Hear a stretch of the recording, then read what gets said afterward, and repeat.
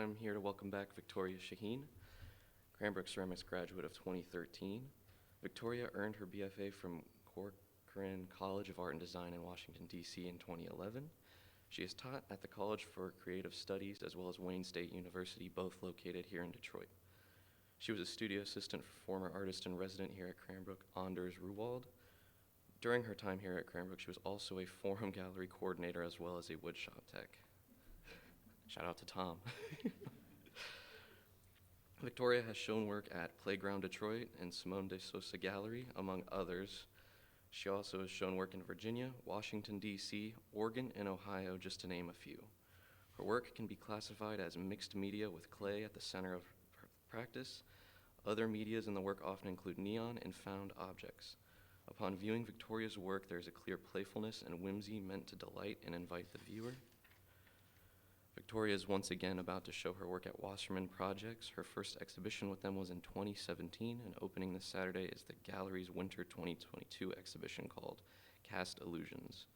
Victoria has work in the lower level here at our museum titled Homebody. Please help me welcome back Victoria Shaheen.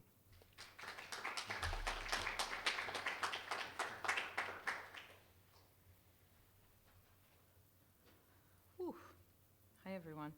Okay, can you guys hear me okay? Great. Thank you so much for that introduction. Thank you, Ian, for inviting me here. Yeah, what amazing slideshows we've seen so far. I'm so happy to be on the roster with you guys. So yeah, I'm gonna jump right in. I graduated in 2013 and stayed in Detroit for about 10 years. Now I'm based in the East Coast, and I know our time is short, so let's get going. So I did kind of a similar structure to Beth, where I started with my thesis piece and kind of show the trajectory of when I just graduated from Cranbrook and then kind of how I got to the spot I am now. So yeah, this piece was for my thesis show. It's composed of a bunch of slipcast work stacked to create a sort of food pyramid of decorative objects. They're all cast with pigmented porcelain through the use of both commercial and handmade molds. There's also 2 pieces of mirrored acrylic, one at the top and one at the bottom, to create an infinity effect when you look inside the box.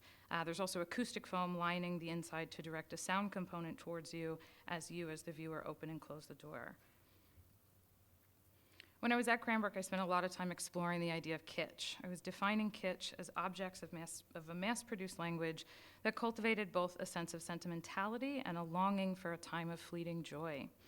Whether it be a laughing clown, a bust of Betty Boop, or a wreath of bread, there was a playfulness in all of these objects that seemed funny and dark, but also very familiar. Through the act of stacking these objects, I created a fragile hierarchy, one that was held together only by gravity, and through a few shakes of the ground could come crashing down at any moment.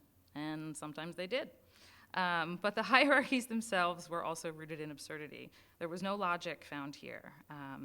And although it seemed playful and lighthearted, the reality of a hierarchy rooted in the way someone felt that day is not so silly when put into practice.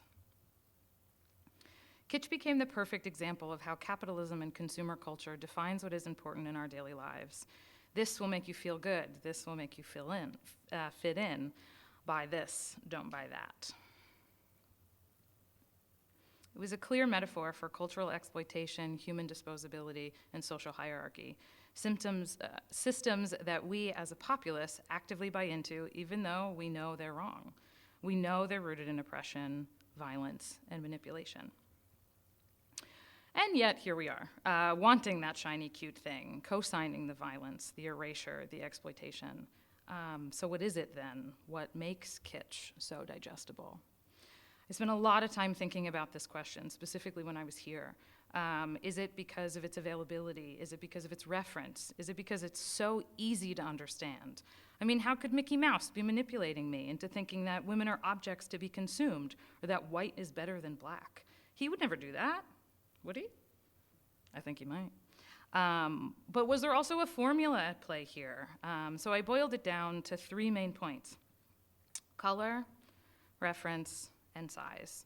If these were in perfect balance, you had the perfectly kitsch object ready to manipulate the masses. So I began trying to shift that balance, exploring how the conversation shifted when things were not so perfectly aligned. Large objects, full of reference, oversaturated with color, still very kitschy, almost an overindulgence at this point, something almost garish. So just to clarify some material, these are big slip-casted objects casted out of earthenware, and then they are spray painted with just white, spray, and covered in different confectioner's foil. And then smaller objects, lacking in reference, but still full of availability and playfulness. Very kitschy, but something started to change with these. These objects lacked reference, and although small, seemed to carry a different weight.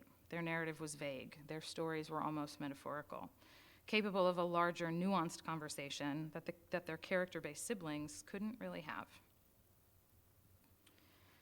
They also seemed to be able to live individually. Up until now, so much of my work had been based in the conversation of the multiple, one small part of a much larger group. These functioned very differently.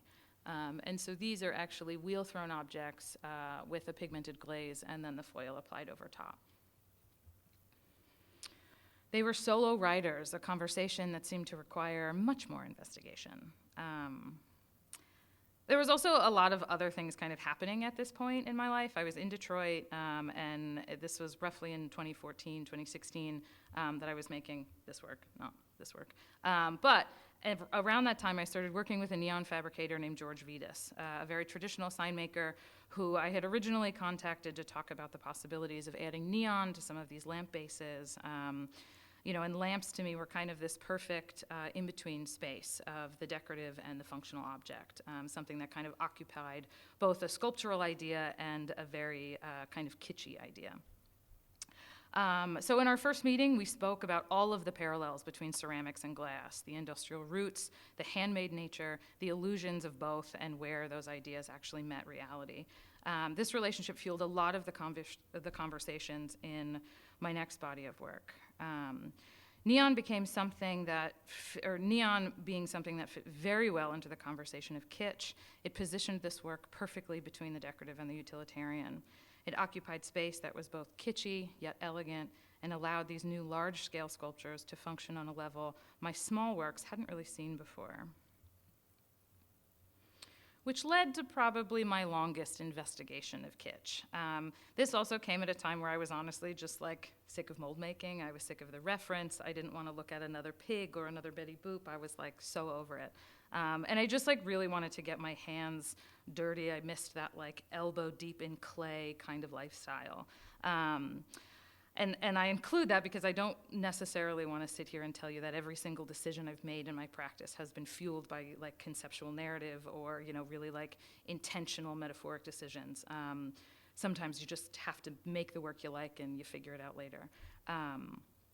So I started to blur my forms. I started to subtract the reference just enough, but keep this kind of really punchy color that seemed so crucial to the kitsch vernacular, and so crucial to my enjoyment of making this work.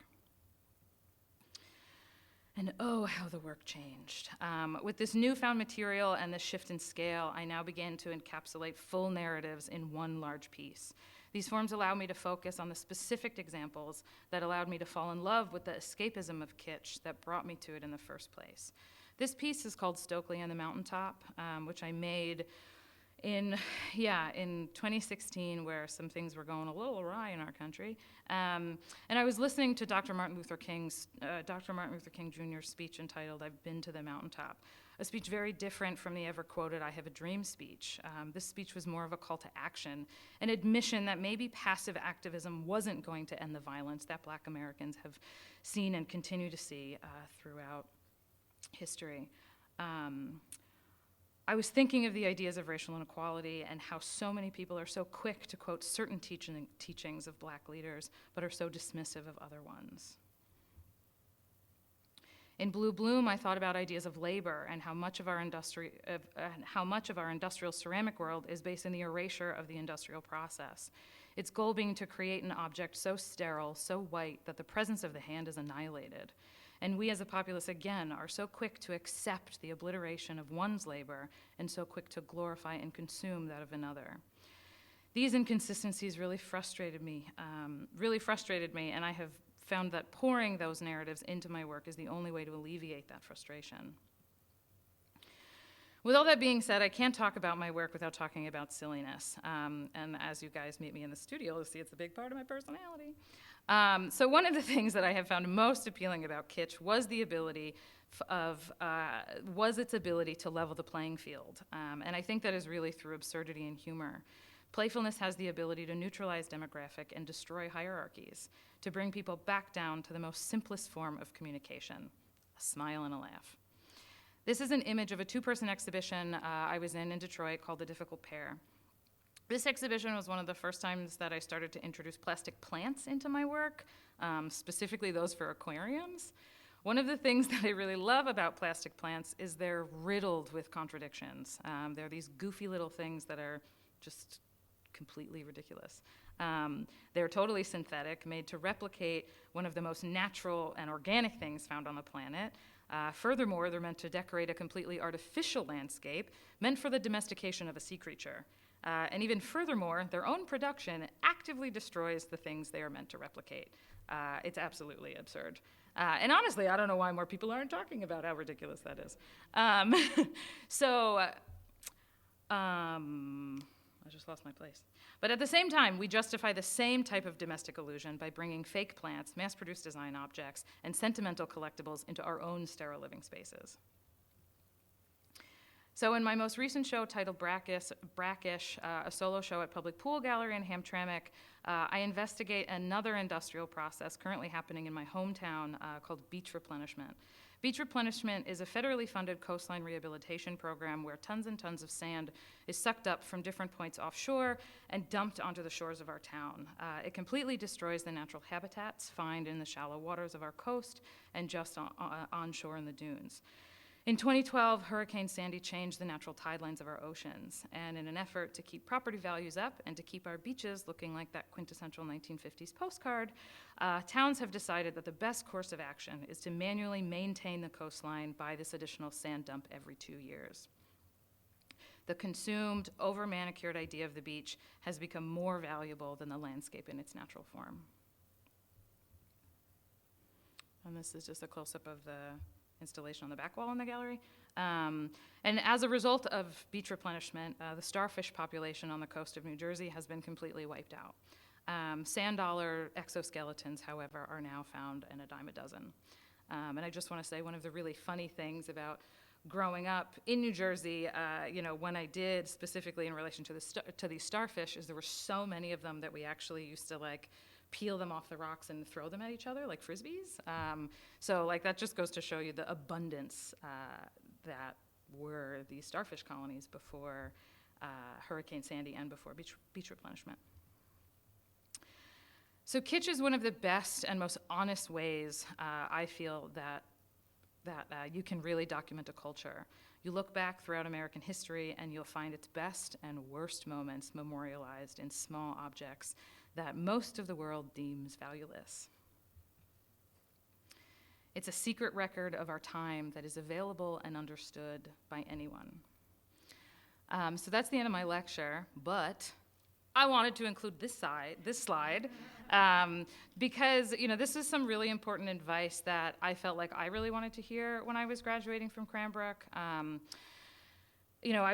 was. And obviously this is a very simplified version of the idea that I'm about to tell you. But I just want to say that there really is no formula for success as an artist.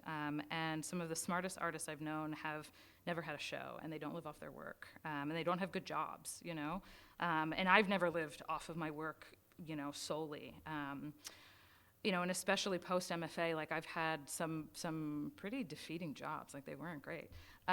But it's important to remember, and this is a reminder for me, but this is also, advice that you guys can hopefully take with you, that, your job is there to pay your bills and to fund your studio practice. If you can find a job that does that, specifically the funding your studio practice part, you're in really good shape. And sometimes that doesn't necessarily mean paying the rent of your studio. Hopefully it does. But sometimes it means giving you the mental space that allows you to go home and work, or go home and think about work. Sometimes it gives you materials, and sometimes gives you firings and gives you an absolutely shit salary. And sometimes that's just what it's going to be. I really wanted to know when I graduated from school that I shouldn't be defining myself by the job that I have, that I should be defining myself by the studio practice that I'm doing and the work that I'm doing. And sometimes people aren't ready to see that work, but that doesn't mean it's not good work and that you shouldn't keep doing it. So yeah, try to prioritize the practice. And again, it's the practice. It's not even necessarily the physical studio, because that's another thing that recently has been something that I've been having to remind myself is all that work and all that knowledge doesn't necessarily happen within the walls of the studio. Sometimes it happens on the walk, sometimes it happens while you're eating lunch with a friend. So yeah, lighten up, but don't put all your work into your job. Thank you.